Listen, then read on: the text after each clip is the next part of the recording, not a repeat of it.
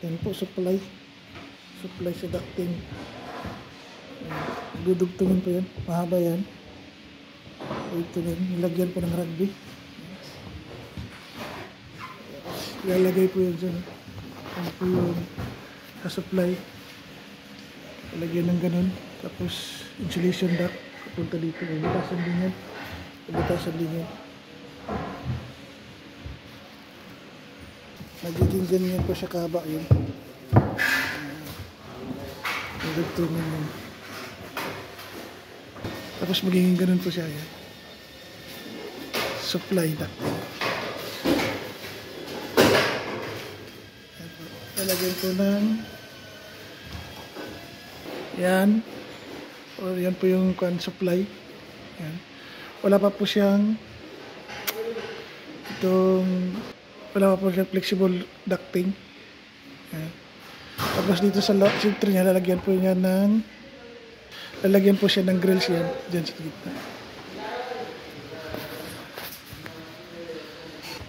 Ito nga pala itong itim. Yan po yung tawag liner.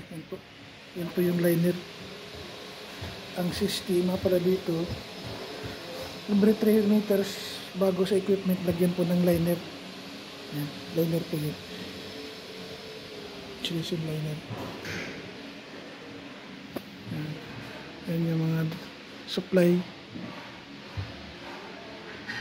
Yan yung indoor unit po yun.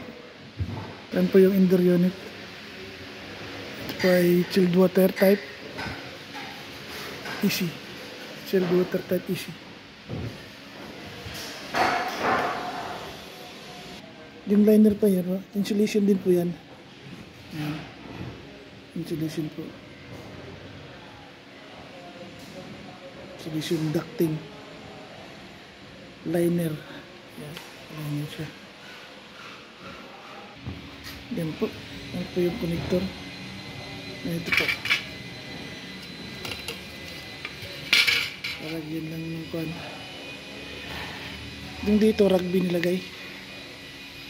Yung dito naman hindi po rugby. Meron siyang pangkuwan. Ito po.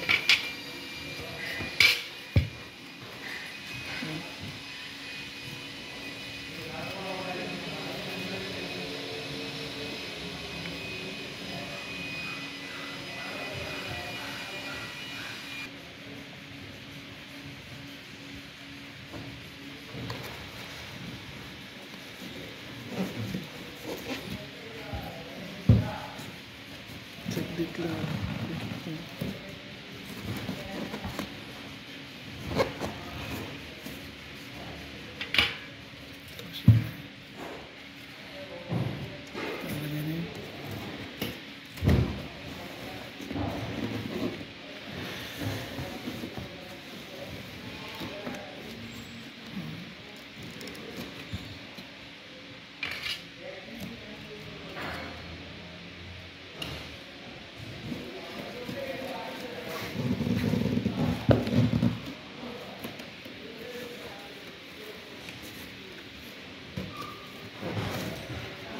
Ginawa lang dito. Kinatingin siya. Plans po yan, kaya lang ng aluminum. Kinating po yung dito isa. Pero pera dapat dito eh. Yan, kinating lang po. Ayan na po siya, dugtong na po. Dugtong na siya. Pabayaan lang ng ilang minuto yan. Ayan, patigasin. Dugtong na po yan. Salamat.